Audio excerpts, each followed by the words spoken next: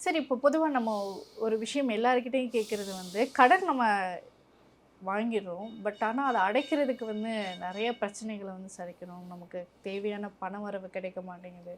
பொருளாதாரத்தில சிக்கல் வருது அப்படின்னு. ஆனா, என்னதான் இருந்தாலும் கடன் வாங்குறது அப்படிங்கிறது ஒரு அத்தியாவசிய தேவையாக மாறிடுச்சு. நமக்கு ஒரு இக்கட்டான சூழ்நிலையில பணம் கிடைக்குமா? நான் ஒருத்தர்ட்ட கேட்டிருந்தேன். அவரு இன்ன வரைக்கும் தரேன் தரேன்னு சொன்னாரு. கிடைக்கல. பேங்க்ல லோன் அப்ளை பண்ணியிருக்கேன். இன்ன வரைக்கும் எனக்கு அதுக்கான பணம் வந்து இன்னும் கிடைக்கல. அப்படின்னு சொல்றவங்களையும் நம்மளால பார்க்க முடியுது. இந்த அத்தியாவசிய தேவைக்காக கடன் வாங்குறது கிடைக்கணும் அப்படிங்கிறதுக்காக ஏதாவது டிப்ஸ் இருக்கா? ம். நல்ல கேள்விம்மா. அதாவது கடன்ங்கிறது என்றைக்கும் ஒரு தவறான விஷயம் கிடையாது. வாழ்க்கையில கடன் நம்ம மூச்சே கடன் வாங்கி தான் விட்டுட்டுருக்கோம். புரியுதுங்களா? வாழ்க்கையே கடன் தானே. இந்த 40 வருஷம் கடவுள்ட்ட கடன் வாங்கி தான் நம்ம வாழ்ந்துட்டு, திருப்பி நம்ம பரபிரம்மத்தோட போய் சேர்ந்துர்றோம். அப்போ கடன்ங்கிறது தவறு கிடையாது. அது தேவையான கடனா, தேவையில்லாத கடனா ம். அப்படிங்கிறது மட்டும் தான். ஒரு வியாபாரம் செய்றதுக்கு ஒருத்தவங்களுக்கு ஆசை இருக்கு. ஒரு ஹவுஸ் ஒய்ஃப்க்கு பேக்கரி வைக்கணும்னு ஆசை இருக்கு. ம். பட் அவங்க எங்கே போய் காசு கேட்கறதுன்னு தெரியல. ஒருத்தர் வந்து ரொம்ப நாளா அடிமை தொழில்ல இருக்காரு. ம். சின்னதா ஒரு தொழில் செய்யணும்னு ஆசைப்படுறாரு.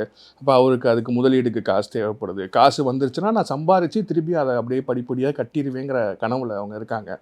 இந்த மாதிரியான விஷயங்களுக்கெல்லாம் கடந்து ஒரு மருத்துவ செலவு அவசரமா கண்டிப்பா. வந்துருச்சு.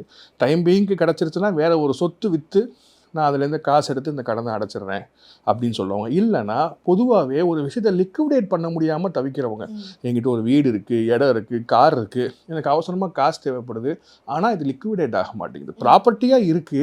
ஆனா, அது கையில காசா வரமாட்டேங்குது. அந்த மாரி லிக்விட் கேஷ், ம். கேஷ் லிக்விடிட்டின்னு சொல்லக்கூடிய இடம்.